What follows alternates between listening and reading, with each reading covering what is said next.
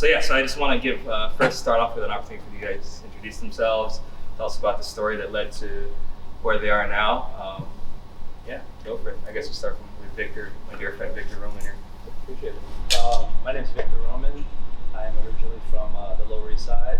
I am a designer, art director, overall creative. Just like Jeggi, most of my origins of the passion for design and art came from skateboarding, from deck designs all the way to graffiti and the culture that's immersed in that. I attended Parsons University for painting. I dropped out. Before I dropped out, I got in for fine art. I did painting for 1 full year. Then I transitioned to graphic design soon after. I just didn't like the programming at all. And soon after that, I did that for another year, and then I dropped out. And then I pretty much did logo design for the next 10 years of my life, freelance. Didn't work for a company, didn't do any of that stuff. And then after that, trying to rush through it all. But after that, I pretty much started building up a better portfolio that was catered more towards the jobs I wanted and the projects that I wanted to dabble in. And after that, I started working for agencies, did a couple startups, worked super corporate at Versace, and transferred over to into the realm that I really like, which is based on more street sort of things, whether that's working for Spotify, developing graphics for run crews, developing merch for Coachella for like A$AP Rocky, doing that sort of thing. And then now I'm working there at Game 7, so I'm an art director at Game 7, where I focus mostly on Spotify, designing everything you see on Rap Caviar's Instagram account. So that comes from me and my team. And we get really creative, and what's good is the client is very open to sort of my background and where I come from, and incorporating those things. That's kind of me in a nutshell. God damn. That's a lot. I gotta go next. Maybe someone Victor at the end. All right, my name's Steve Rodriguez. I'm the founder of 5 Row Skateboards. In '96, I founded that. I've been a skateboarder since the early '80s. I also have a traditional side where I went to college because it was something that you just did in the '80s, late '80s, after you finished high school. I chose to go to school in Ohio because if I went to school, any of the cool places that I got into, I probably wouldn't have studied and just skateboarded. If I stayed in the city, I definitely would have just skateboarded and failed out of school. So I figured going to Ohio, it's like the worst place ever. Honestly, I'll be completely honest. Like when I got there, I was like, okay, this is good because there's nothing I can skate here. But honestly, the spots I skated, the relationships I had with people there, and all the memories from Ohio are like the best memories I have. And everybody that I met there, I'm in contact with today. So it actually worked out for the better because I made the best of the situation. And it was fucking awesome. You know what I mean? So after school, I moved to the city, and I initially was going to school for sports medicine, and it was insanely difficult. The first 2 years were great, but then after that I got really serious, and I couldn't read another book that I had to read. I just couldn't read anymore. So I was like, I don't want to do this. And it was a liberal arts school, so one of my classes was marketing, and I was like, I kind of honestly didn't know what I wanted to do. So I was just kind of just navigating, okay, I'll do this now because I can do this, and this is what they're offering. So I went into marketing, and I actually really liked it. And I graduated with a marketing degree, minor in advertising. And then when I graduated and came to New York, I was like, okay, well, what do I do with this? And I was like, okay, let me go try and work for an advertising agency. So I applied at agencies, and I luckily got a job. And this was back when there was no internet. It was writing letters, like showing up for an interview, like wearing a suit. Writing like, letters. Yeah, it was crazy. It was just like you would literally mail. You write it, you print it out, you mail it, and then you get a response like a month later saying like, "Sorry to inform you" or whatever. But I got lucky. I don't know if we can deal with that anxiety. Anxiety attack. That's crazy. So yeah, I got into advertising, and I have worked in advertising since I graduated school. I've always worked in advertising the entire time. For so long, nobody knew that I worked in advertising, but I needed something like in my life that was like, okay, this is super stable, and I'll do this, and this is my 9 to 5, and then after work, this is all the other shit that I want to do, that I'll have enough money to do, and then I don't ever have to be in a situation where I'm like having to decide between the two, and then I could really do what I wanted to do after 5 o'clock. So, obviously skateboarding, and then starting Fibro, and then becoming a consultant for a lot of brands, being an advocate for skateboarders in New York City, like for skate parks, for Brooklyn Banks, like all that kind of stuff. Having like this solid job that at times did suck, but it just allowed me to really do what I want to do, and using that as sort of like this, it's kind of like I could always fall back on it, and I could always depend on it, and then really do what I wanted to do. And I still work in advertising, I still skateboard, I still am a consultant. So I've kind of always done the same thing ever since day one, and I feel like I'll always do it, you know what I mean? So, yeah. Cool. Hi, my name is Natalie Thomas. I guess I'll just call it like creative art large at KCDC currently. I'm from Indiana originally, and then went to college out there, so I had kind of a traditional route in that way, and studied fashion design, and then knew I kind of had to move to either New York or Cali or something. So came to New York, did the whole internship route, so I had quite a few, and like bounced around and was like doing freelance and stuff, trying to find kind of like my place, and then ended up working at Polo Ralph Lauren for like 3 years, and I was doing denim design there, so that was pretty cool. And then during my time at Polo, I started skateboarding, so I kind of have a different path, I guess, where it came into my life like later, and so I just saw that quickly kind of like change my life and like take me a different direction. So while I was working at Polo, Amy Ellington, who owns KCDC, reached out, and she was like, "Hey, you're cool, like you work in fashion, you know about clothes, like let's just meet and talk about it." So then I started doing some freelance work for KCDC, doing like shop product and buying and whatever else, and then just over the course of the pandemic and everything, realized that was way more fun, and that's definitely where I love to be, and kind of like my people, and so eventually made a jump over from fashion design into skateboarding.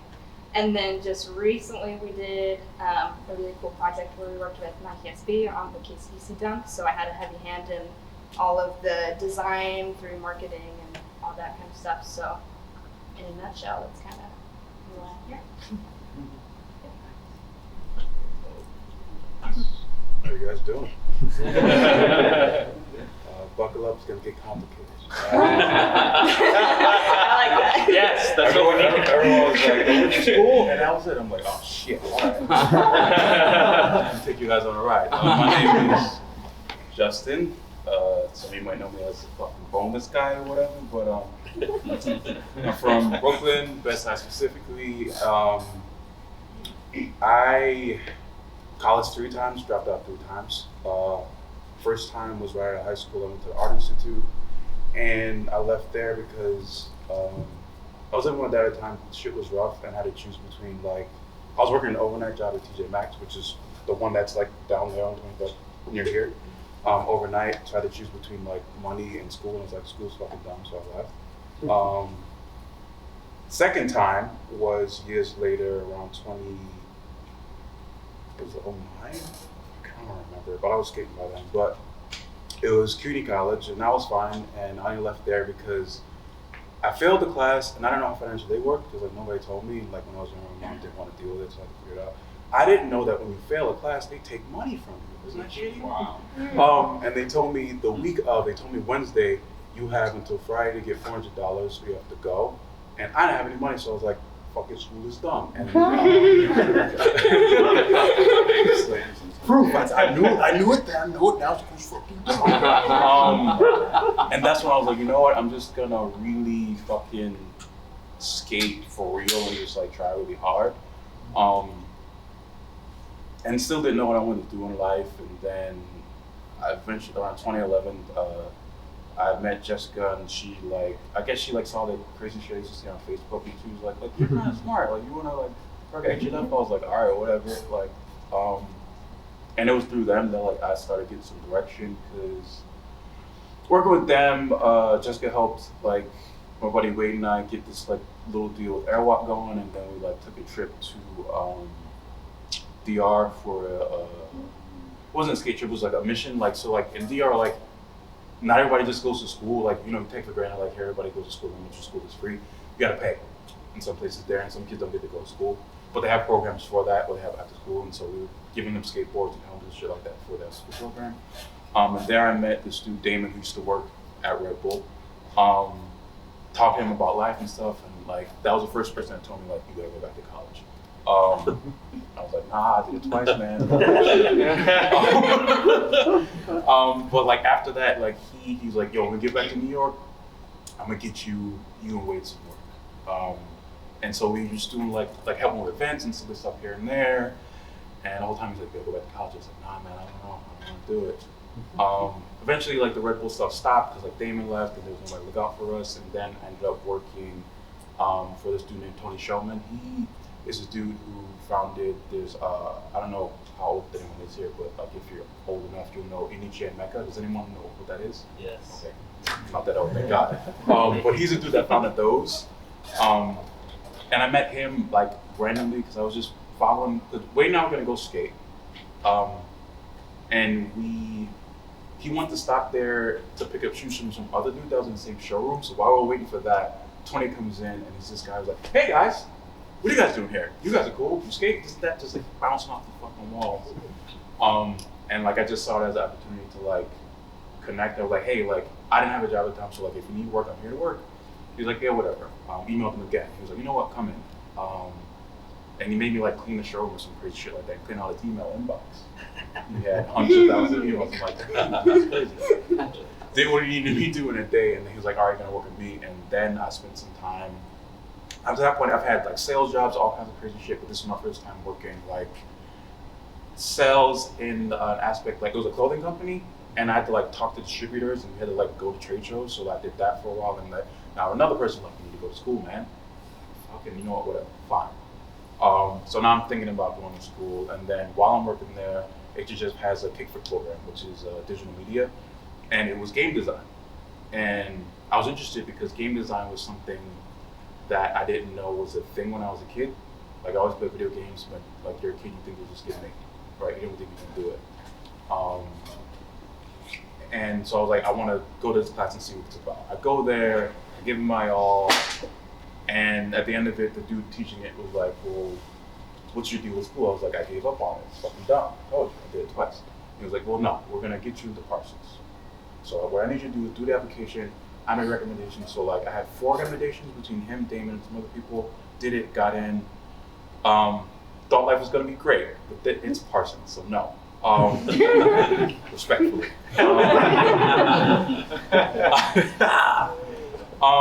Just because and I'm just I was there. I stayed there. It was rough for a lot of reasons, just cultural differences of just I come from a different background, and just the way I was taught to deal with people, and the way I'm very straight and just rough, and that's what you don't realize is college is a very corporate place, so you have to deal with it in that way. And I just wasn't used to that. Up to that point, I've been lucky enough to either meet people who understood I was rough and gave me grace, or just also be rough with me. But it was different. Everyone was kind of soft. But I was there up until 2 months before graduation, and by then I had a job at Mac I was working at for a while. And I left because I remember trying to explain my thesis to my professor, and he didn't get it. And I was like, why am I explaining this to you? I can just go make money. So then I dropped out. and I have not tried school again since. That was 2019 or something like that, or 18. I don't remember. Worked at Mac for a while. Left there in 2020 because they started getting a little crazy with trying to have me work till 2 a.m. over the pandemic, and I don't do things I don't want to do. I don't want to do that.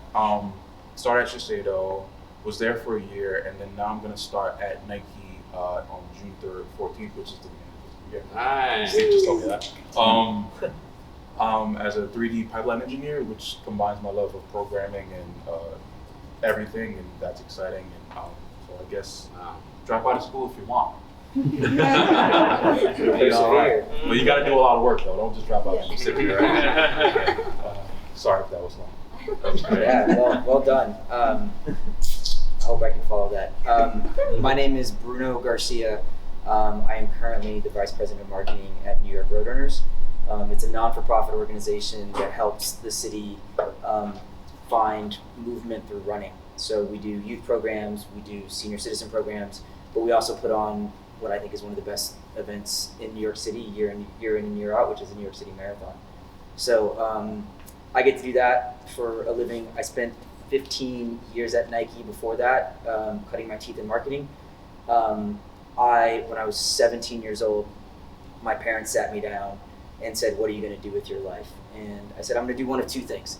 I'm either going to be a pediatrician because I actually really love kids, or I'm going to work in sport and I'm going to work for Nike." And so my parents were like, "Those are two vastly different things. So you need to pick a direction and go." And so I actually picked pre-med, and my vision was to be a pre-med student. That same year, I was incredibly, I'll use the word cocky, as a youth. And so I waited to the very last day to enter in my application to the one school that I was going to apply to, and I didn't get in. I didn't get in because I turned in on the last day, and they didn't get to my resume until then. So I was shit out of luck. So I went through community school, community college. I was a fan of sports growing up, so I played every sport that I could get my hands on. I skated for like 2 years, but wasn't very good. Luckily, I didn't kill myself in that. But I found running, and I was pretty decent at it. And so I got a walk-on scholarship to go to a junior college in the middle of nowhere, Kansas. I went there, got a scholarship to go to a Division I school at Kansas State. I ran track there, and then that's when I heard that Nike actually had a sports lab that helps design running shoes. And so it was then about that time that I was getting really tired of pre-med. It was a lot smarter than I was. And so I made the choice to pivot to a space that I felt more comfortable in, which was sport. So I used my education in anatomy and physics, which I really loved, and applied that to sport, and that actually became my passion. So I did that, and then when I was at Nike, I worked on a couple different things. So I started in product, but connecting with people is what I really enjoy doing. So I stepped into marketing, and I moved to New York in 2008. That's where I met Jeggi. And actually my connection to the Harold Hunter Foundation, through the Harold Hunter run that the Bridge Runners do every year. That was my first real taste of the Harold Hunter Foundation. I've been really a big fan ever since. I've made a few other stops in my time at Nike. I started in Portland, I moved to New York, moved back to Portland, moved to Mexico City for 2 years, moved back to New York, moved to Portland, and then finally back to New York is where I'm at now. So it's been a very fun ride. I'm excited to share more in this time that we have together, and I'm really jealous of your shoes. A quick addendum though, Brew, we first actually did meet in London, actually. That's right, at a half marathon. That was was it the Hackney half? Yeah, I do remember that actually, Jeggi. Nice story. Hello everyone, my name is Jeffrey Tang. I'm a Taiwanese American artist, creative. I'm an art director at an agency called Be Real. I started there full time last summer, working on a fun Google spot that is about to come out soon. I started in suburbia in Orange County. I did not like it there. I was like b-boying in high school. I'm not a skater, even though some people think I am. But I feel like there's like relationships from like skating and b-boying, just like crews and all stuff. Yeah, I started this like computer class in high school, and everyone's like digging off playing E-Bombs World games, like just like birth of the internet, right? And I'm like actually concentrating using the pen tool to trace like a Donald Duck, and I was like actually into it, and my teacher was like, "Oh, you should like give it a try," and like got like cracked Adobe, went on DeviantArt, like I don't know if you all know what that is. Yes. It's like a 2000s, 2003s internet art kind of collective, made friends on there, did like weekly little Photoshop shit, little posters, like all this like CMYK shit like back in 2000. That's kind of how I just like played with Adobe myself. Went to college, studied something totally irrelevant. I did social sciences. I basically just studied what I wanted to study, but I did a digital arts minor, and that allowed me to do like basic painting, basic drawing, basic video, basic ceramics, basic sculpture, and I got to dabble in all kinds of things. And the video class was really fun, so I took basic video twice. And then after I graduated college, during college I was working at Olive Garden, like breadsticks, like that was like my jam. So I did the serving thing for a bit. I knew how to hustle. I worked 2 jobs while I went to college. I was also like a valet like driver. I like stalled this Furnari in like this Spectrum Plaza in Irvine in front of the owners, and it was like really stressful. But anyways, just took all kinds of odd jobs. I was doing like movie surveys, like fill out the survey and like make $10 off it, whatever. So all kinds of random shit. And after college, my cousin's best friend had this e-commerce company, women's wigs. It's called Vogue Wigs. It was like number 3 on Google. So it started like, it was like when Google was fresh, like we were top 3. I started in the warehouse as a 3rd employee, and after 7 years, I helped grow it to a 24 employee. So I helped hire, fire, helped develop the warehouse department. I was developing the marketing department.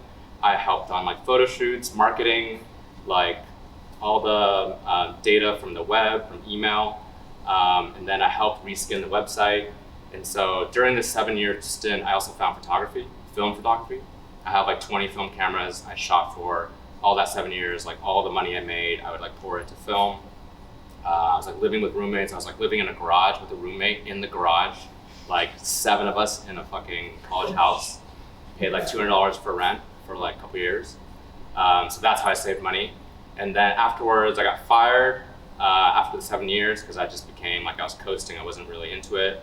And then I got into video production with a partner. He's a DP, I'm the director, a creative person. So us two started our own video production, did that for 4 or 5 years. Did like Rebel Music. We did a little like live shoot with this artist FKJ, French Kiwi Juice. He was really awesome. Went to Coachella, did that. Shot a documentary in Ghana, education documentary with Pencils of Promise. That was sick. I mean, going to Ghana was fucking sick. Then I started freelancing, and like video production got really saturated. This is like LA 2000, let's say 16. Got really saturated. Everyone's doing music videos. It became cheaper and cheaper. It kind of like priced us out. And then I just started freelancing, and I started doing photo research for shot on iPhone.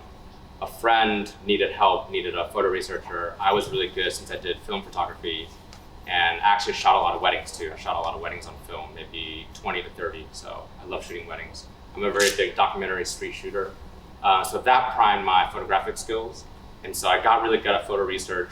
And then I got back, did some more freelance, went back to Apple to work on their Instagram.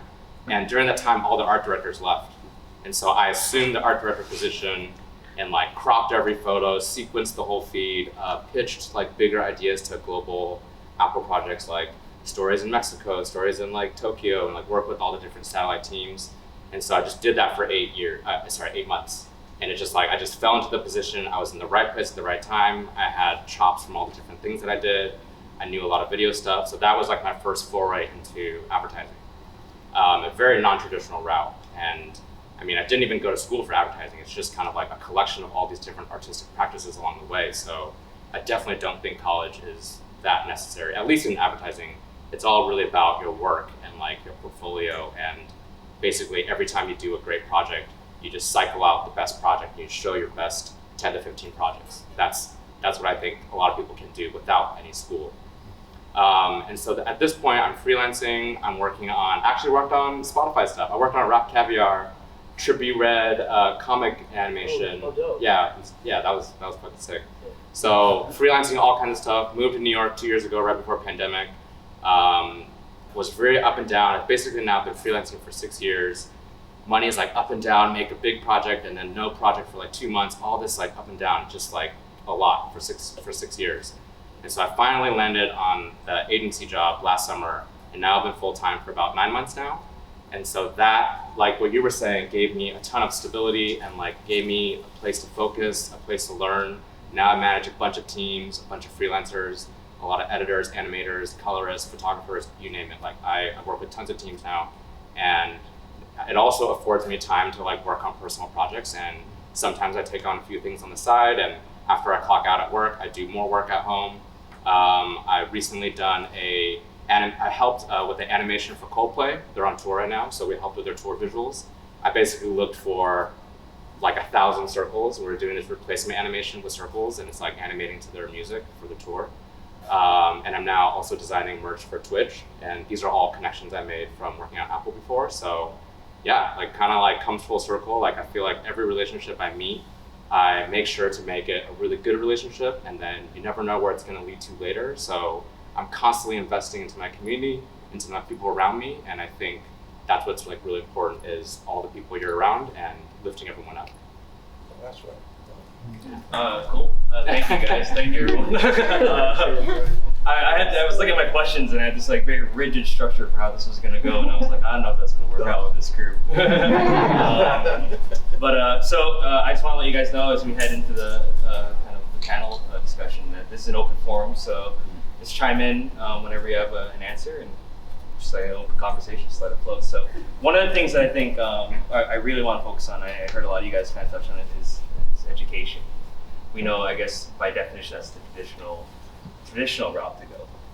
But also, I think for me, I look at it as like, oh, if you're privileged to take it, it's a wonderful, wonderful thing. It can be a wonderful thing to be able to go down, but also we have to be cognizant of the fact that it is a privilege. And in multitudes, there's reasons why some people might not be able to go that route. I heard about like personal experience sometimes might not work, or like where you grew up or how you grew up, or just something basically like you just can't afford to go to school, right? So like, are we still in a culture where education is necessary to get into the creative field? And if not, like what would be like, how would you guys kind of create that narrative for like how to get into the creative industry and grow within the industry as well? I'll take that. So in my current role at the agency I work at now, I actually hire creatives. I hire creative individuals. It doesn't have to be someone like from a school or something. And I would say it is completely different in 2022 than it was like, 5 years ago, 10 years ago, where I totally don't think that you need to go to school. I can give you perfect examples of 12 years ago, there's a skateboarder named Jimmy McDonald, who you guys might know. He was writing articles for Slap magazine, right? And there's really, in skateboard magazines, there's like no real like articles. You know what I mean? It's just pictures and captions. And I was like reading this in Slap, and I'm like, dude, this guy can fucking write. And I was at Saatchi & Saatchi at the time, and I was like, I hit him up because he wrote for Fiverr, and I was like, I didn't even know you can write. You know what I mean? Like, this is pretty amazing writing, Come do an internship at Saatchi, And that was 12 years ago. And right now, he works at Saatchi & Saatchi. He's a creative director. Oh, yeah. And he runs, so this will blow your mind. He runs the John Deere account. like, just think about how big John Deere is. Yeah. And he is the creative director on John Deere. And he still skates all the time. Yeah. He's still Jimmy McDonald, blah blah blah. You know what I mean? But again, it had nothing to do with his education. It was just like, trying something, hustling, like something that people never talk about. Like I should have said it, but he hustled. He came in and he worked his fucking ass off. He worked weekends. He really he never said no. He wanted to make it happen, and it did happen. Another perfect example is this guy named Ryan Brown who works for me, and he was a CrossFit coach who was also someone that wanted to be a stand-up comedian, right? And my boss was training to be a CrossFit guy, right? And he hears this guy, like so funny, like the funniest guy you've ever heard. And every time my boss would come back from like working out, he'd be like, "There's this guy at the gym. He's fucking so funny. Like he has everybody laughing. Like people can't even work out. He's so funny." You know what I mean? So same exact. I was like, well, I want to meet him. You know what I mean? Because at the time we were doing work for Denny's. It's like a restaurant chain. You know what I mean? And it was Every corner of California. So, Denny's like all of the United States, and at the time they were doing all these like these funny tweets. So I hired this guy, and I was like, I need someone funny to write these tweets because we wrote some tweets and they got a lot of play, and people are psyched on them, but we got to keep it going. You know what I mean? He has worked for me for 8 years now, and he's an associate creative director, but he didn't go to school for any of that shit. You know what I mean? It's just pure hustle. And again, as you were talking about relationships, that shit is more important than any school. Like literally every single person you meet is a potential opportunity. You know what I mean? Or a potential connection to an opportunity. You know what I mean? So I don't know, to directly answer your question, I do not think in this day and age that school is necessary. You know what I mean? It can help with a lot of things, but you can mimic that by having relationships and doing other things. Like for me in particular, like literally every single person I know is through skateboarding.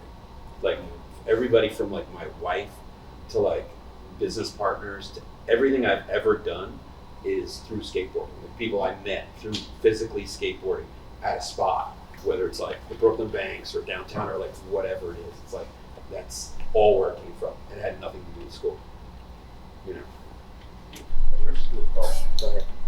Here's the thing that school is good for, and like for a long time, like I told you, I fuck school, right? But after my last dropout and just being away from it for a long time, and because I had to do, by virtue of just like Parsons not being in a school that teaches you it was more of a theory place, right? And like I am trying to learn coding and then also how to use Unity, Photoshop, this and that, and that, right? Learning to teach myself that by myself, which is a skateboard skill, because it's like I gotta figure out how to ollie, right? Like that guy does that way, but my body's different, so I gotta figure out how it works for me. Or I have to like, with me when I started skateboarding, I specifically purposely was like, I'm gonna do as much bonus shit as I can. There was nobody to teach me that, so I had to figure it out, right? So that's who I am. You can teach yourself a lot of shit, but school is good for consolidation of resources, right? They have, for instance, just to speak to school, I went to Parsons has access to NYU library, their own library, Cooper Union, and one other one. That's like books are like powerful. So it's good for that, and they have equipment, right? If a computer that can run 3D programming, it's expensive, but you can just go to school every fucking day and use it. That's great. So like, if you can afford to go to a school, that should be your focus. Like the resources. Like, it's just, honestly, a lot of professors are out of the loop. The school is a bubble. And there were a bunch of people who went from high school, which is a bubble, to college, which is a bubble. They have no idea what's happening in the real world. They don't know what's new in advertising. They don't know what's new in like programming. They just don't know because they don't need to know, because curriculums take a long time to improve and change, and so they need to know. And if you just stick in that bubble, you're left behind and get out. So if you do want to go to school, focus on the resources and be ready to teach yourself, because you're probably gonna have to. If not, if you have a friend that goes to college, ask them to let you in the library. Ask them to let you in the computer lab, because schools don't give a shit, right? And you can be there all day, and ask them to like take out books for you, because like that's really what colleges do. Is like there's a paywall behind like that good gold, books, equipment, rooms to do photography. Like I learned photography by like every weekend I would go to like a different room. This building, West 13th Street, and wherever the cross street is, the university I think, in Parsons. best lighting in the fucking world on the top floor. I will go up there, shoot natural light. That's how I learned photography and lighting, which helps me in my 3D rendering, because now I know how lighting works in real life. Nice. You know what I'm saying? Like, I know how to pay attention to color, I know composition, I understand movement innately from skateboarding, so I can animate properly. Like, I know it looks weird because I know how physics works, right? But that's what school is good for. So find a way to get those resources either through someone else or like visiting or something. But to me, that's all that school is good for, consolidation of resources. You can get all that shit by yourself, it's gonna take longer. You have to search stuff, you're gonna fall on your ass, but like, that's what I'll say about it, even though it's still fuck school till I die. That's actually really great advice. I can co-sign that. So I think for me, there's like two things building off the two answers before. It's about commitment and what I call a toolbox. And so I think commitment, what you heard from the first two examples, is you have to be committed to working on your craft, whether that's, you know, skating, whether that's like a passion space for you or whatever that may be. Like, find something you care about and just fully commit to it. I think that's really important. The other thing that is kind of an analogy that I built around when I started having the opportunity to mentor people when I was working at the Nike retail shop, was the first day you start working, you're given this proverbial toolbox. And in this toolbox, there's 3 sets of tools. There's your skills, your experiences, and your relationships, right? And in this toolbox, as you go through life, you pick up different tools. And there's tools that you use every day that are incredibly sharp, you know how to use them. There's tools that you have that you know how to use them, but you don't get to use them all the time. And then as you start thinking about what you want to build in the future, there are going to be tools that you don't have. So you have to think about how you're going to get those tools. And so as you start thinking about what you want for yourself down the road, itemize what's in your toolbox and think about what you have, what you're good at, and what you need to go get. And that will help you guide yourself to think about what the next job or the next opportunity or the next hustle that you need to go do. So that's kind of what I've used in the last probably 5-10 years of my career, and it's been super helpful. Yeah, something I wanted to piggyback off of what they all said is that, you know, something that I struggled with when I dropped out is that, like, you know, I had the hustle to just make designs and just, you know, stick to whatever I wanted to do, but I didn't necessarily know how to apply that into a portfolio setting to kind of get me a job, you know, like, and that was something I really struggled with. But now I think there's a lot of tools that, you know, you guys have in 2022 that's like I didn't have, you know, like there wasn't necessarily like what do you call them? You know, there's like websites that you can literally just upload your portfolio and someone's going to email you tomorrow, and they're going to say, I think you're good for, you know, this, you're good for this, this needs some work, so I don't suggest, and they'll be super transparent with you. Like that, those are things I didn't really have. I had to literally just like make a portfolio from scratch, send it out to a job that I thought I liked, and, you know, like I would say where I got to, like how I got to where I am now is I was picked up by an agency called Creative Circle.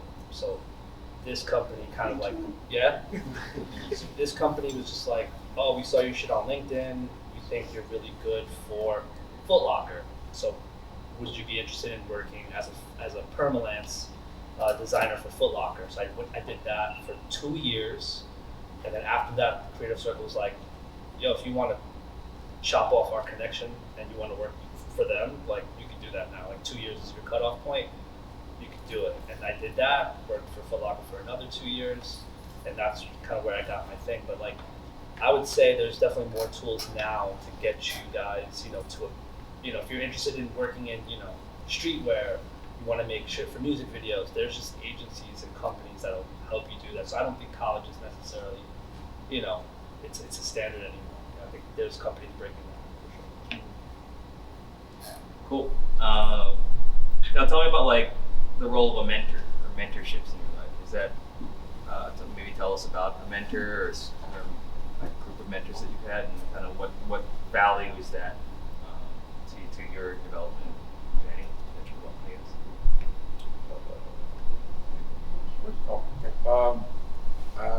They saved me, because I'm a kid who grew up thinking that the against everything is violence, either like physical or verbal.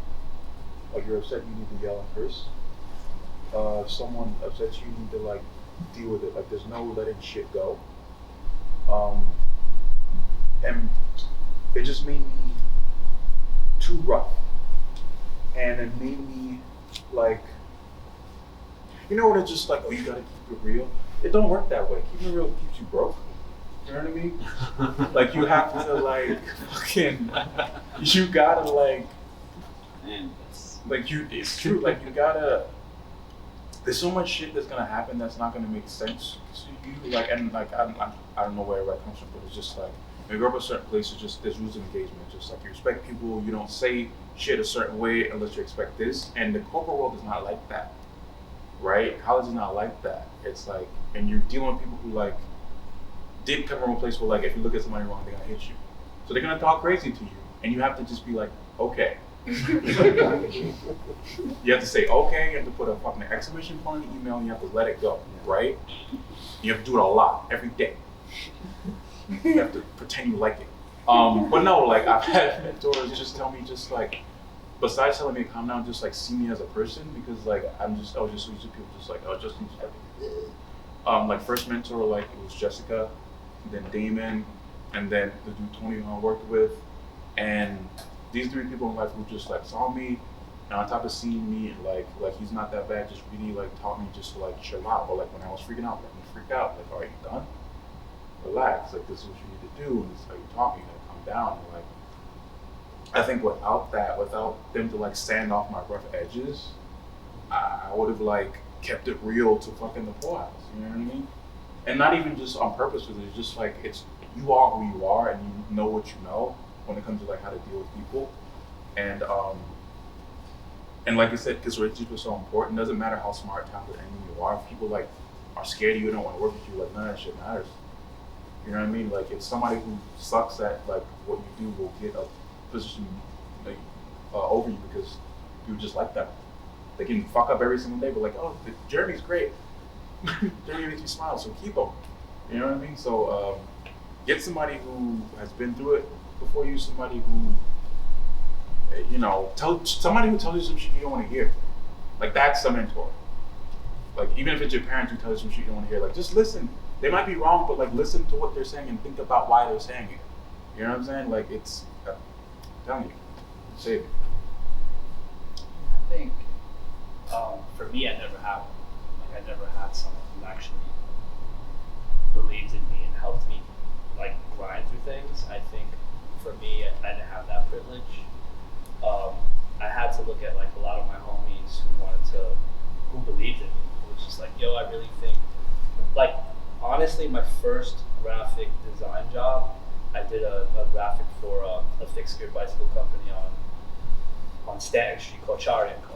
That was my first graphic. I did a bicycle graphic, and that was because I had two friends who really just ride or die for me, and they were just like, dude, we see you on Illustrator every day, like with the pen tool, like just do it. Well, I'll hook you up, you know. And those dudes were my mentors. So I have like pockets of mentors that kind of, you know. So I definitely would say it's healthy to even shift what your idea of a mentor is, you know. Mm-hmm. Also, don't be afraid to ask for mentorship. I think that's a big thing. That shit is never gonna come to you like if you're just sitting, you know, shaking your thumbs waiting for that to happen. Mm-hmm. I think that's part of the grind that we all talking about, you know, like actually get off your ass, and if you like someone's style, you really look up to them, just walk up to them and be like, hey, you know, I really like this, I'm struggling with this, I relate to this, and you know, that'll go a long way, you know. So I think for me, kind of going back to the earlier question, but I like went to school for fashion, and like it was good to learn about sewing and patterns and all that. I don't think we need an education for it, but I really found like when I came to New York and started doing internships that it's a whole, that was my education. Like working under people, doing like weird odd internships, like working at fashion shows, like behind the scenes and stuff. Like certainly learned a lot there, but I think as far as like a mentor for me, it's definitely like any previous like bosses that I had, and I've had quite a few. When I worked in fashion, there were some, you know, pretty sharp people, and I had a hard time working with them, and was always just like offended. Like I was like, I can't believe you're treating me this way and stuff. But actually, those people have like shaped me to make me really sharp and really good too. Like if it wasn't for my previous boss, like I wouldn't have such an acute eye for detail and everything. So I like what you said, where it's kind of like understand like, or see where you're getting your mentorship from. But people who are above you generally have more experience, so it's good to learn from them. And then also when I was at Polo Ralph Lauren, like halfway through my time there, we hired a new creative director to kind of like bring new life into the brand. And I learned a lot from him. He had a background in education and then somehow like made it into fashion like later in life, kind of realized that's what he was like drawn to. So his energy was like very different, and he was very like youthful and kind of curious. And that's something that like just working underneath him and seeing that was like an option that you could be in your professional life, like certainly inspired me and like let me know that you don't always have to be so like, serious and whatever else. Like he was kind of like, let's have fun, like let's make clothes, this is cool. We're very like, privileged to be working at Polo Ralph Lauren, so like let's have a good time with it. So I think that was like pretty impactful for me to see. And then currently, now obviously if anyone knows Amy, she's like just such a sweet person, like, and I think working with her has just been such an honor because she's like happy in life, and she's like, I don't know, that's been so impactful to me, and certainly like inspires every aspect of the work that I do, for sure. So yeah, mentorships like I feel like usually come in a role that's like your supervisor or whatever, for better or worse, but either way it's like good to listen to those people. One of my friends coined the term for me, friend tour. It's kind of like what Victor talked about, like friends that you can kind of like jam with and look up to, and they look up to you. And I think it's really important. I would definitely strive for that. And the other thing I would add to that is you're never too young to be a mentor to someone else. And so like the cosmos are really nice when you give back, when you're the initiator of giving your energy that you have to someone else. So I just, that's something that I've kind of focused on, is like, how can I be giving back? And it comes around. Yeah, I feel the same way. I don't really have like a main central mentor figure in my life. I also think it's friends. I mean, there's definitely a few key people in my life that were like key moments that were really impactful, but I would say a lot of it is friends believing in you and being like, oh, like Jeff, you take a lot of photos, you should do this, or oh, like you should connect with this person. It's like, it's kind of all about like the network. But there were definitely a few people that I kind of want to call out, is like back to the high school computer program, computer class. Like the teacher, he's kind of like, he couldn't really command the class. Like everyone kind of like overtook him, and he was kind of like not that, he didn't have the command of the respect or whatever. But for some reason I connected with him, I think because he saw something in me, and I think that class was so loose, it was just kind of about play.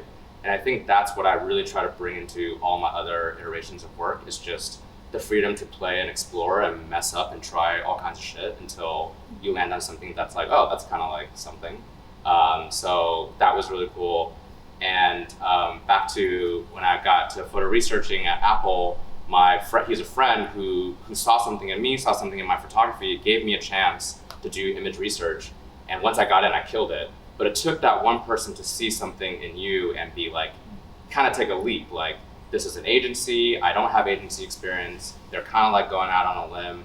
Photo researching is kind of hard. You have to like dig and comb. Basically, I got good at looking at Instagram and going to like the beginning of people's feeds. It's something I still kind of do now, is like, cause I think like no one ever does that, but like I kind of like go like, because of photo research, it's primed me to keep looking for imagery until I find the one. So like I might look at hundreds of images to find two that are really good.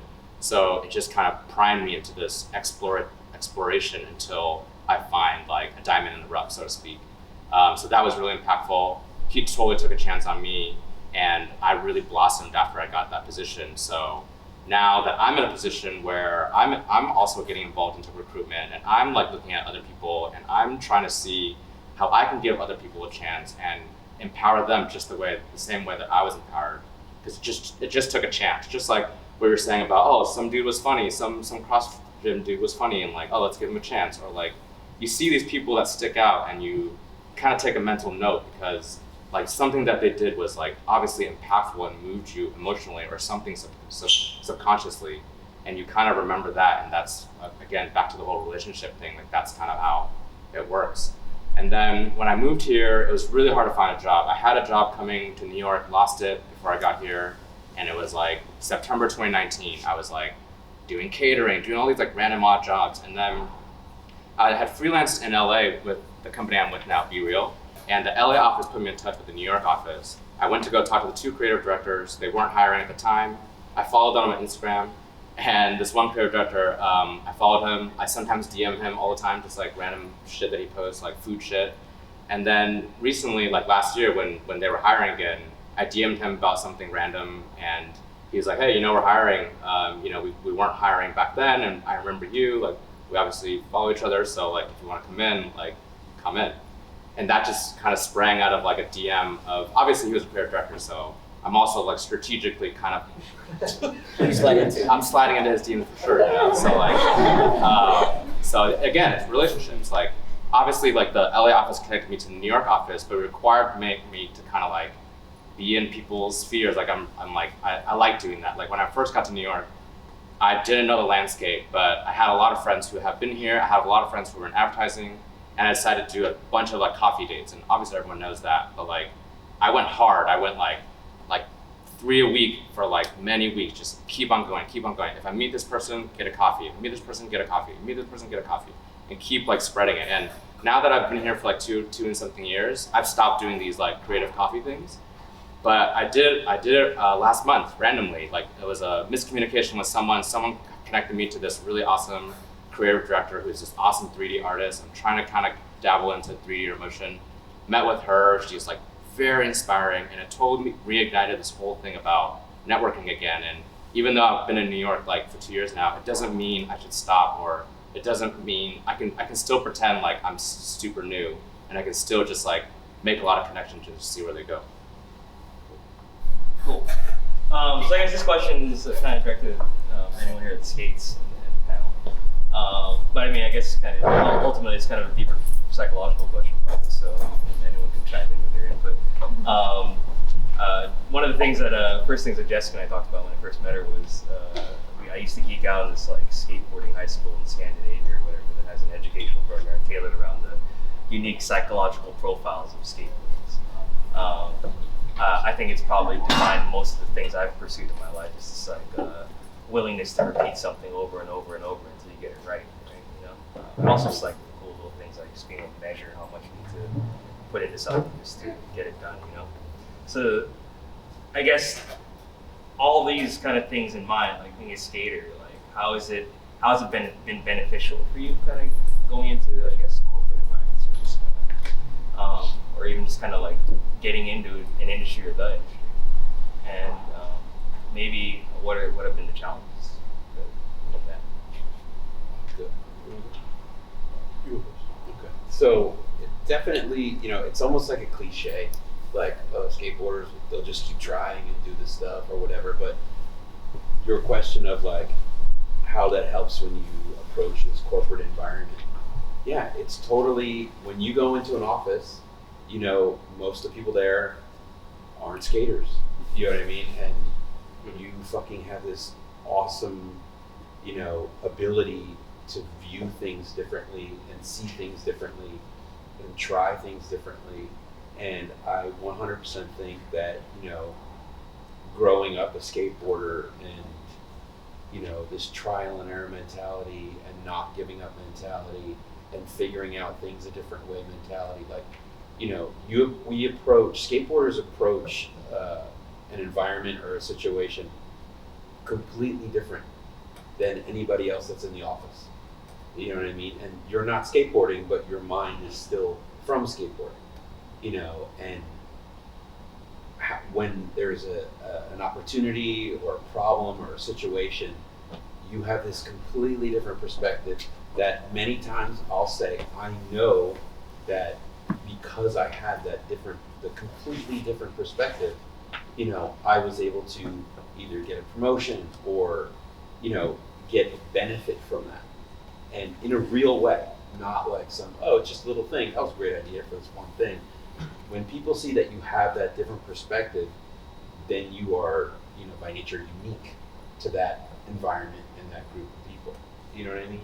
So I don't know if I'm answering the question directly, but I'm realizing it might have been a little bit of a complicated question. Definitely, it's, skateboarders will try shit until they almost do it and then go back to it, or they do it. You know what I mean? It's just something that, you see people that when they start skateboarding, they either stay with it like kind of forever, or they get like, they fall out of love with it and they're like, I don't want to fuck around my shit anymore. What am I doing? You know what I mean? Like some shit like that. But, there is definitely something about people that grew up skateboarding and skateboarded and learned that makes trying okay. And, oh, you failed, but that's okay. You know what I mean? Because I've fucking tried this kickflip 50 times. I was skating the Rockaway Park this weekend. I tried this kickflip over this thing seriously for like an hour and a half, and I didn't do it. You know what I mean? And my son did it in like fucking 5 minutes. I was so pissed. but it made me just, I know I'm going to do it. I know I'll go back next weekend or whatever. I know I'll do it because I know I'll keep trying. So it really comes back to just like, if you keep trying, you know what I mean? You'll most likely do it. So. Everything Steve said plus equals. There's something. Skateboarders are doing calculus all the time. You're riding up to a stair set, and without realizing, you're thinking how much force and speed you need to do your trick. How much flip you need for the board to flip at the right time, and like how far you need to jump, so make sure you don't flip the edge, and blah blah. And you're doing that all day, every day, under duress because it's summer heat and you're dehydrated, but you're still doing it, right? You're working your brain in ways that you don't realize, and in ways that people live their entire lives and never do. So what that gives you is insane, almost superhuman mental agility, because when you go into a corporate environment, you go into an environment with people who really love rules and love the phrase, that's just the way it is.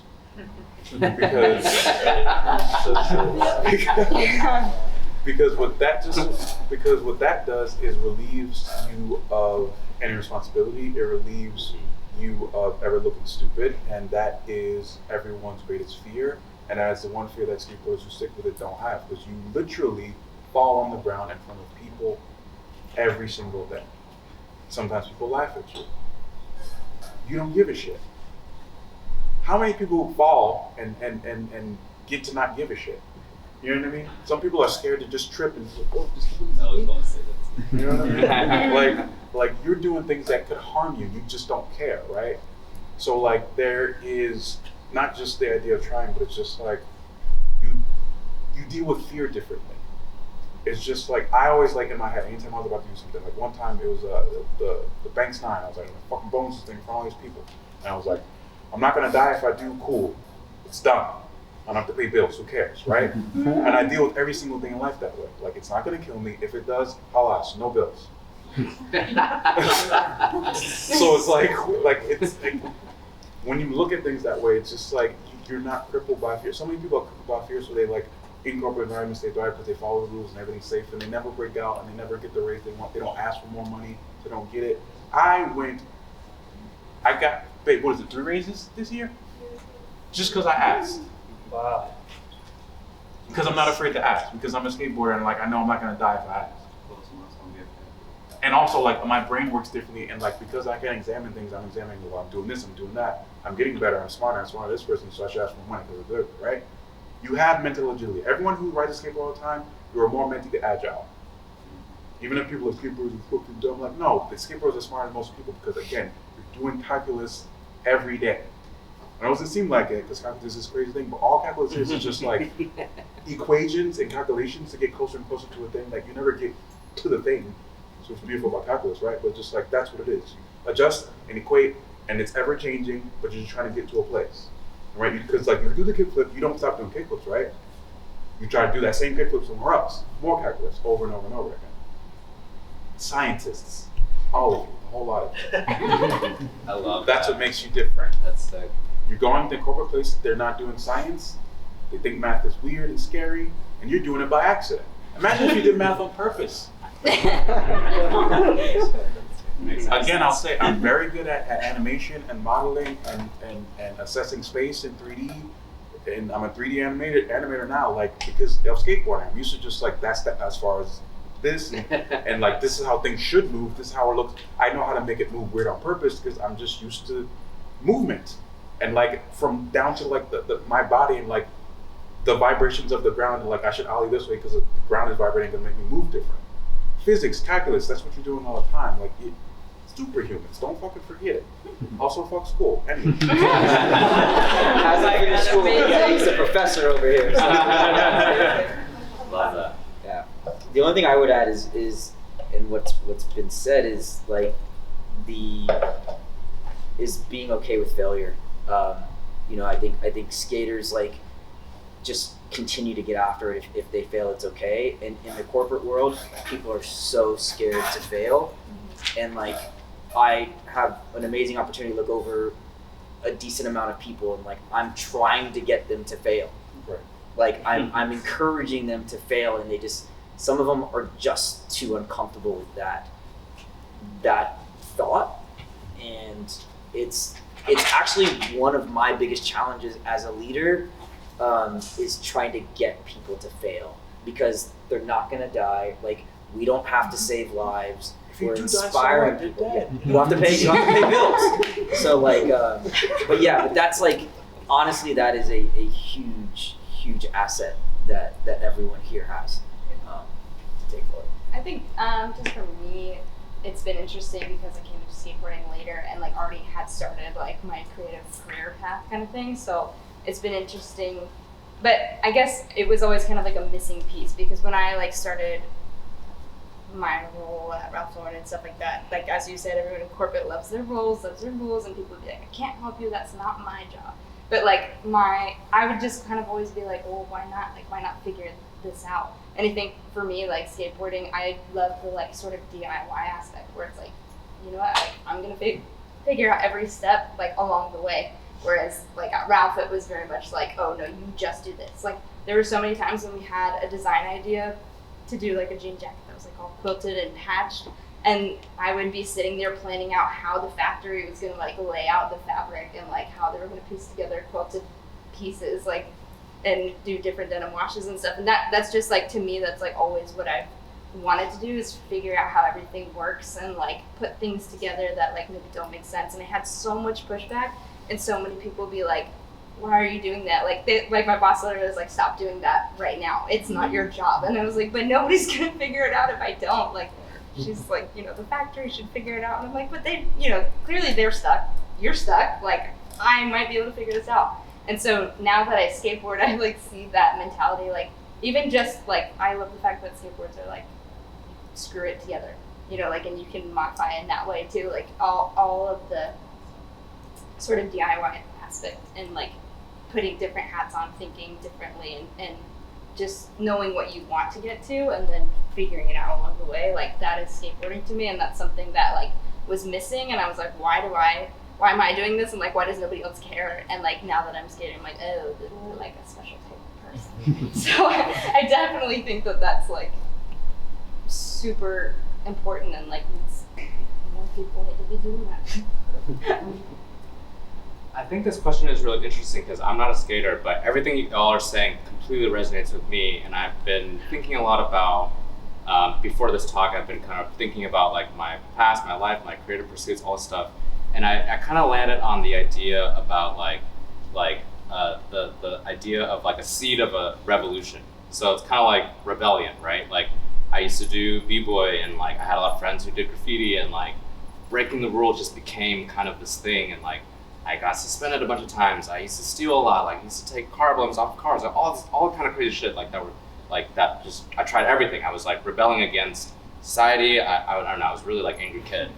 And like, although I didn't skate, I have the same exact tendencies that all y'all have been talking about not giving up, trying. Like, now I rock climb a lot.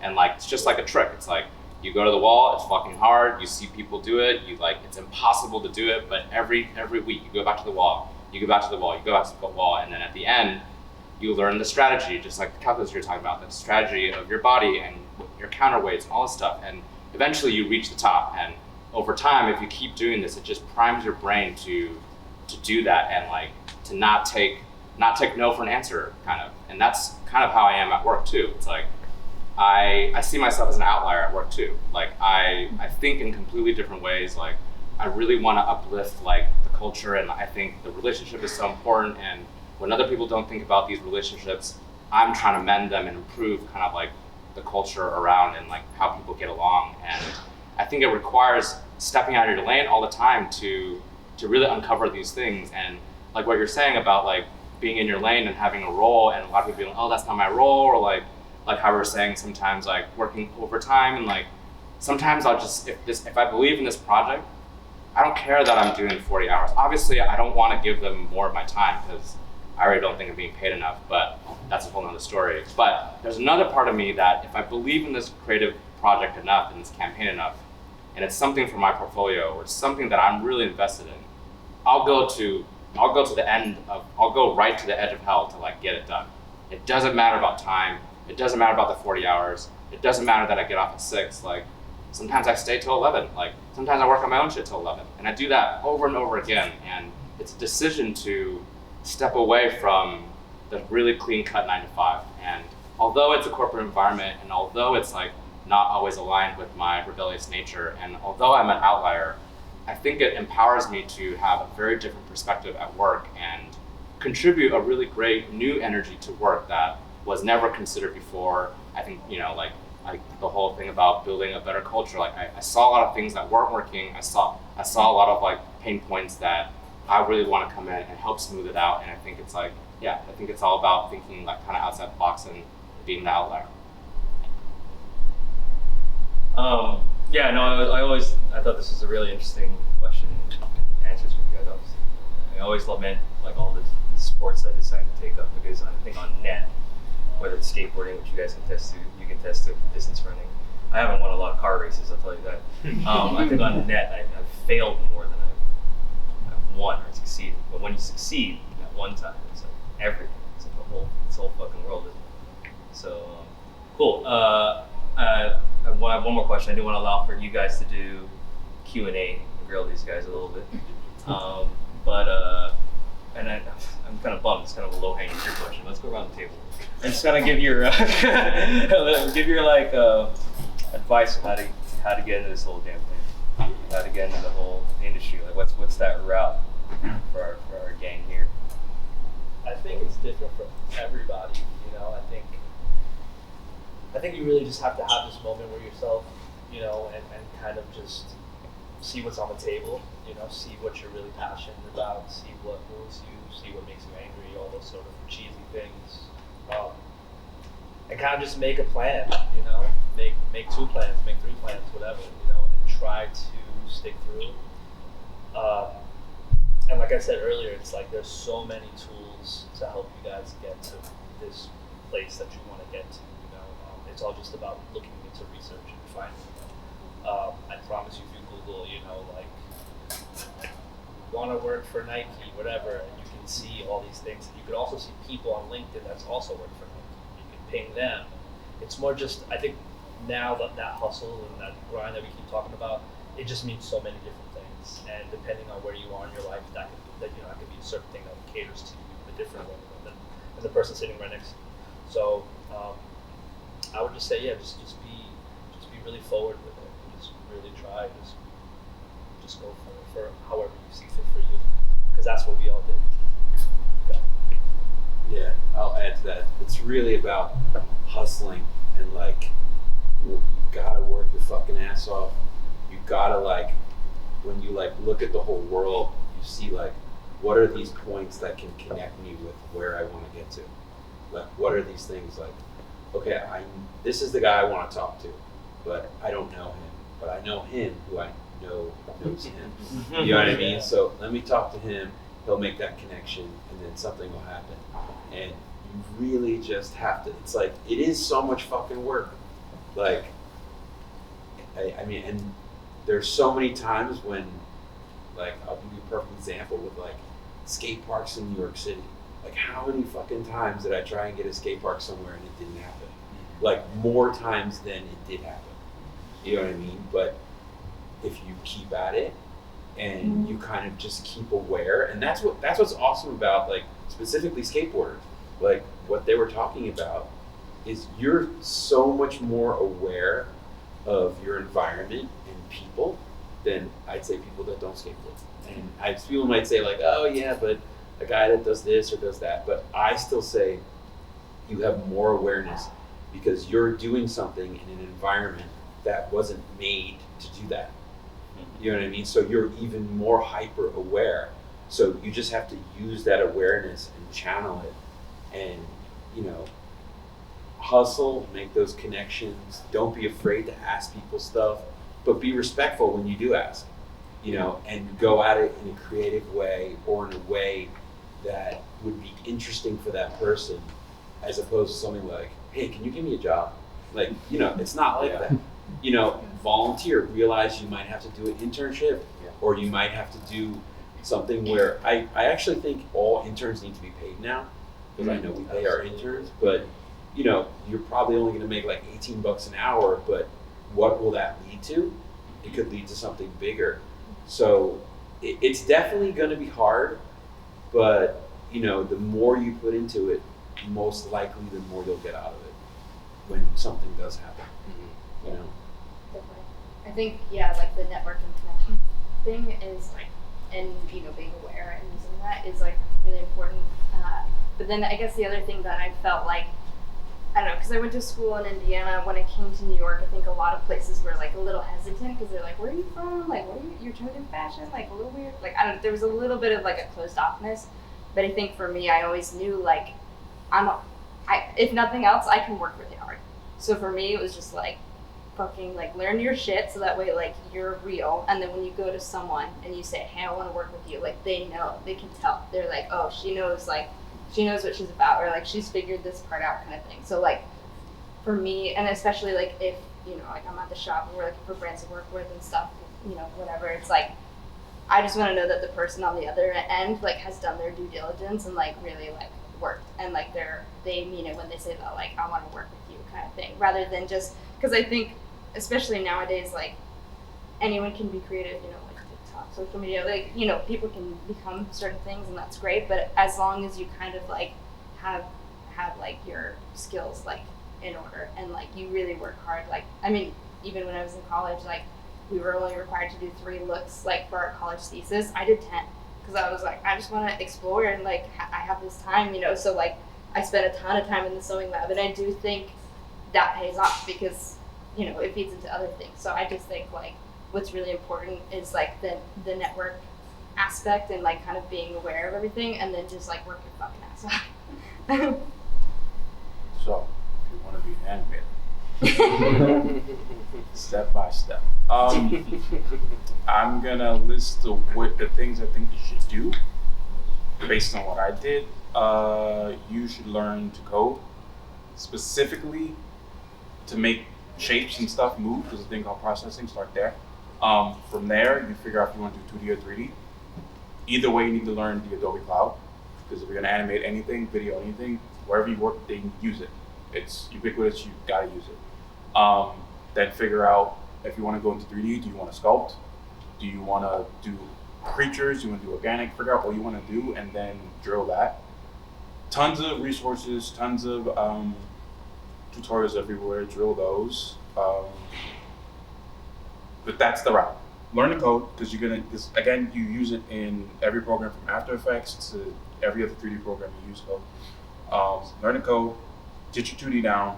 If you stay in 2D, you want to draw or not, even though I think nowadays most, even anime uses like fucking 3D and cell shading, so like it's 3D, baby, you gotta get there. But learn the code, get your Adobe Suite down, figure out what you want to do in 3D, where you want to go in it, and that'll tell you what programs to use, because some programs are good for sculpting, some are good for making motorcycles and cars and shit, some are good for characters, some are good for rigging. Figure all that shit out. And if you're a 3D person, I think you need to learn Houdini. It's harder in New York because nobody teaches it here. It's all in California where they teach Houdini.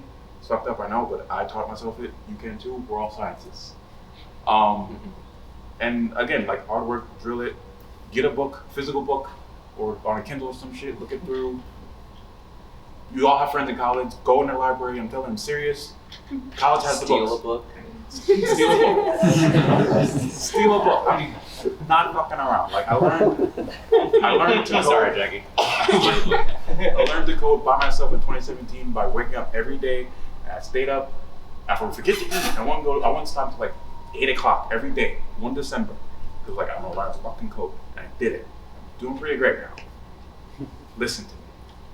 I mean, you kind of nailed what I was gonna say, which is commit. Like you heard about, putting hours on end to figure out how to code.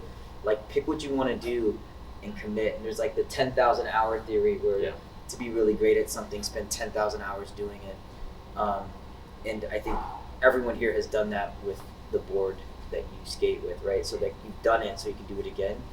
The other thing, the second thing I'll say is think about what you want to do and what it looks like 10 years from now. And so when I was sitting at Nike as a marketing manager, I thought about what is it going to take for me to be a VP of marketing in 10 years. And I thought about digital, I thought about social media, I thought about all these different things. And I started checking those boxes off, going back to like the toolbox example that I gave earlier. And so I built my future. And so just think about what do you want to do 10 years from now? And what do you have to be good to, what are you going to need to know to be good at that job? So.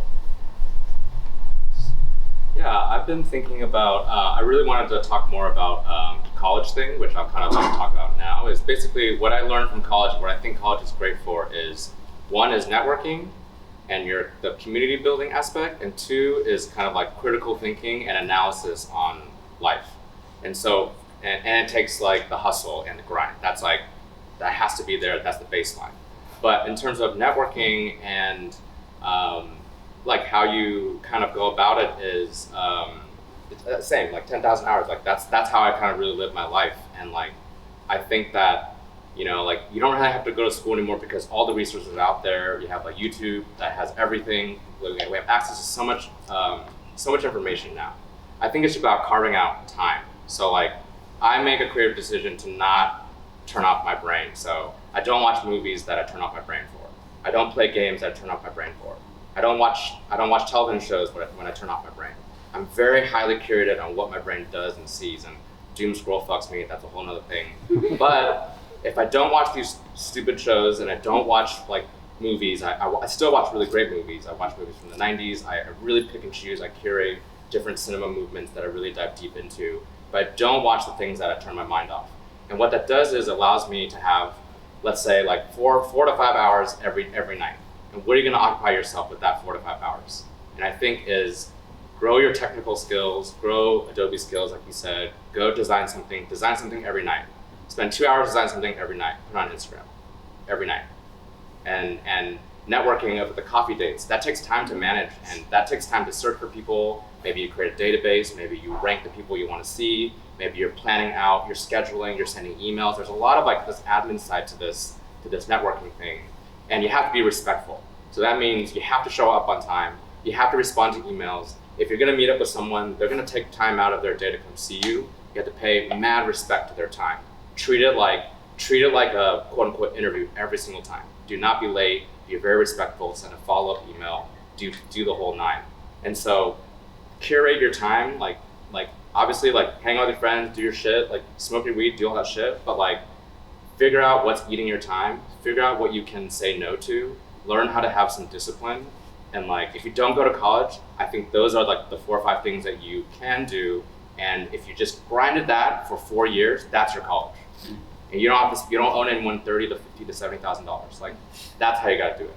You can't do it without that type of dedication. I would say you owe yourself that money. Yeah, you can fucking buy some shit out of that. All right, I want to open up the. Can I just add one more thing? Oh yeah, of course. I just want to add like all fucking perfect what everybody said, but the thing is, you as skateboarders, you already know what it's gonna take. You know, like you know that you just have to keep trying it, like trying a trick. And the people that will stay the longest and keep fucking trying it are the ones that are gonna land it. So it's like so simple. If you think about it, it's like, you guys know, it's like, the best, I've seen so much talent like come through Five Borough and stuff, but when you look back, like, oh, if you guys know who Brandon Westgate is, right? Like, he was this like little fucking kid that would never give up. He was always the last one skating, like the first one skating, just like trying it over and over. And still to this day, when I skate with him, like 20 or whatever, so many years later, he's still exactly the same. And that's why he's successful, because he'll stay dedicated. He'll do it. He'll work the hardest. A lot of skateboarders that are successful might not have the most skill, but they'll work the hardest. If you really think about that, and it is 100% true. Cool. Yeah. I just want to open up for you guys to ask any questions. So. I have a question for everyone on the panel. What is your personal processes to help you through creative blocks? Take a break. Take a break? I'm serious. You have to stop. Like, if you have a block, it's because you've been doing it too fucking long. You need to go outside and watch a movie, take a run, go breathe fresh air. Yeah. Because life is inspiration. It's in front of you, like, I need to make the best video in the world. You're not gonna fucking do it. You have to go live life. That's why movies take 2 years. That's why it takes someone a lifetime to write a book. That's why it takes music artists, years to make albums that are good. They put out bullshit over here. But if you have a block, you need to stop. Or do something else, or talk to someone like, I'll talk to my wife about something that I know she knows nothing about. Yeah. Or even my kid. Yep. Because getting that different perspective will give you like this completely different viewpoint of it. Yep. Yeah, I think for me it's always like I never know what the exact answer is, but I know it's either calling a friend, going for a walk, trying something new, skating. Like it always seems like something different, but it's just like you said. Let it breathe. Basically, yeah, just take a break from that specific thing, and just keep trying different things until you're like, oh, okay, I feel better. I feel like creative blocks are so output. We're like burnt out from just trying to create something that we should also appreciate the time to absorb something and to actually like we live in the greatest city in the world. And it's like there's always gallery openings, there's museums. Those things are super healthy. To just get into that mindset to just absorb new things that what you were doing was not necessarily about, So I think definitely stepping out and just absorbing some stuff is healthy during this big block. They answered it well. Any other questions?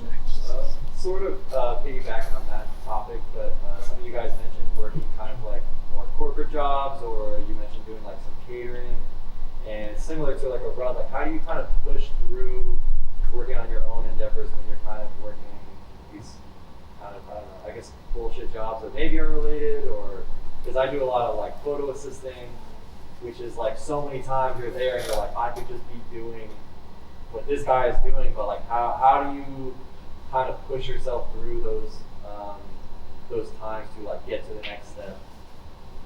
You gotta accept it. Yeah. Like it's such a bitch, but you gotta accept it and realize like, where is this gonna end? And because you gotta pay your bills. Yeah. You gotta do what you know. Okay, I know if I do this is gonna pay my bills, and then I can do what I really want. There's not gonna be a lot of time left, but like they were talking about before, you gotta manage your time to maximize your time. Because there literally is nothing you can do besides like win the lottery. Yep. You know what I mean? To say, oh, I don't need to do that. Yeah. You know what I mean? But utilize those experiences you have photo assisting.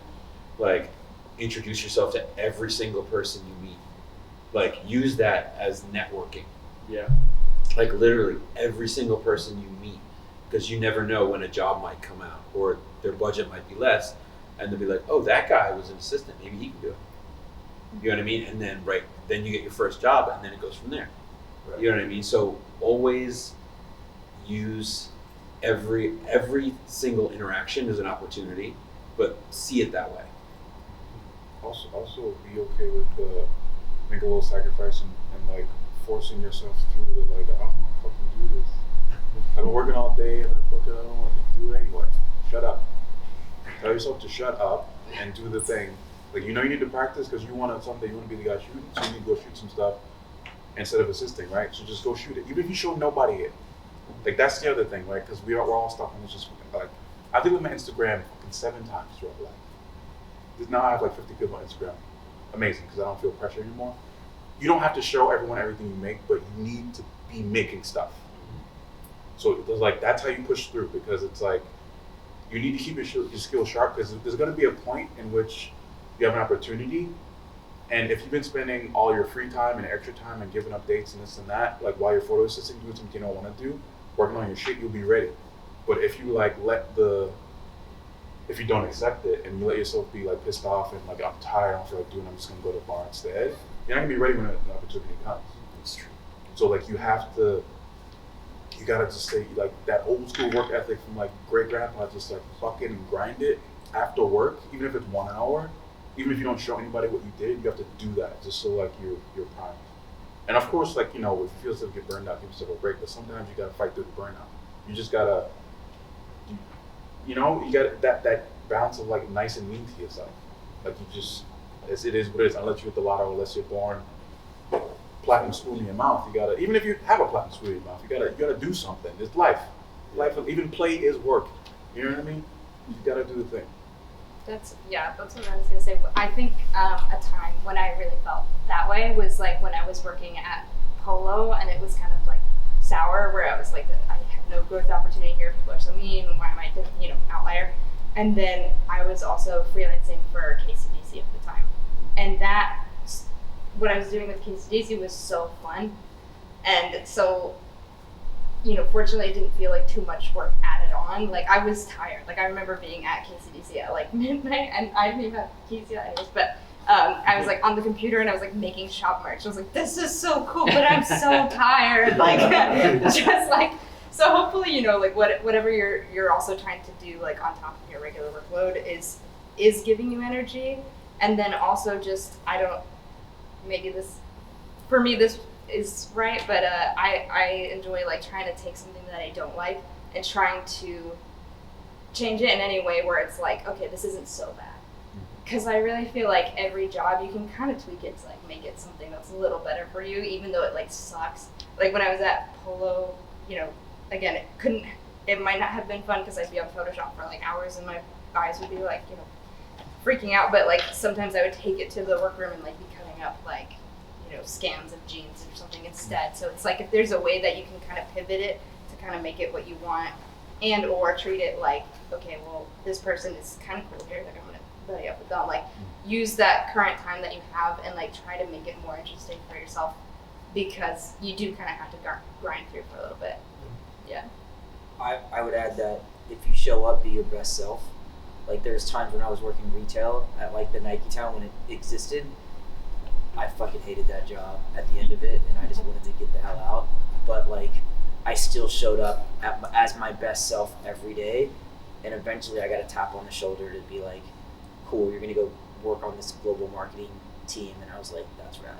Like, so it was like, I chose to show up every day, and I had colleagues and friends that were in the same mental space as me that would show up, and you could sense their energy, their negativity at work, and that's like the Black Death. Like when people start seeing you show up in a negative light, it's 10 times harder to turn that around. So if you show up, if you choose to show up, and I'm on board. If you're not gonna show up in your best self, don't show up. Like go shoot, go do whatever you want to do, but just make sure when you do show up, it's your best self. Yeah, I would say have a critical eye on the stuff that you're working on. Make sure it's really diverse. I used to work in production, so I saw a lot of production assistants, as I'm sure is the same as photo assistant, but sometimes you can get stuck in that. So kind of like what we were saying about energy, I'm always assessing what's feeding me, what's not, what's energetically keeping me like excited, what's not, and manage it. And if this photo assistant job is going nowhere, or like you don't really feel like you're growing from it, diversify. And like you said, like do other projects on your own, assuming you also take photos. So like do the coffee dates, but do a portrait session. Do your coffee dates as portrait sessions. Be like, hey, I love your work, I love to connect, I'd love to chat with you for 20 minutes, take a portrait, and just do these little meetup that take 40 minutes, do like 3 a week. And then on your photo system job, is there someone on the project that you love, that you vibe with, that you somehow get like really good vibes from? Ask them to go get coffee and like network through that way. And if this photo job is not really feeding you anymore, cut it off and like move on. Because I also can see how photo assistants and production assistants can just get stuck in the cycle, because you know you're just kind of a hired gun. It just kind of, you stay in that thing. There's got to be at some point where you make some sort of leap, and either that's taking a leap to work on another project of your own, or maybe you saved up $500 and you want to throw the $500 into a project that you really believe in, an investment. I think it's like looking for what that leap might be. Yeah, and talk to people within your field. For you, photography. You know, do you know who Brian Kelly is? Yeah. So that's a perfect example of someone who, you know, he was that guy. He did shit for Fibro. He would like, you know, he was like the lowest of the low, but he would work the hardest out of anybody. And then, you know, he's like photographing trees now, and he fucking loves doing it. Yeah. It has nothing to do with what he would ever think he would want to do. You know what I mean? But he's super successful. You know, he did all that shit for Huff and all that stuff. And you know what I mean? But he just always had this positive attitude, like, you know, show up as your best self, like all these things everybody's saying. Just worked the hardest, showed up, was his best self, you know what I mean? Hustled. But then again, like he just said, he saw what else is possible for what he's doing. You know what I mean? And then he went that direction. You know, so, and you know, I would just say, really, you as skateboarders, you know, you're not afraid to talk to people. So talk to people that are successful at what you want to do, and just fucking ask them. You know, like I know so many people that would be willing to talk to people when they ask, but a lot of people are afraid to ask. You know, because you know, skateboarders kind of want to help each other. Like from my experience, you know. Cool. We have to. I think we have to wrap up because I want to give people a chance to network and talk to you guys one-on-one. So if you have any questions, you can ask them still. Just we're gonna move around, like circulating the All right. city of these seats. So you'll get a more intimate setting to ask your question. There is some info that we have to share, just everything, not really deep. But thank you guys for coming, and thank you guys for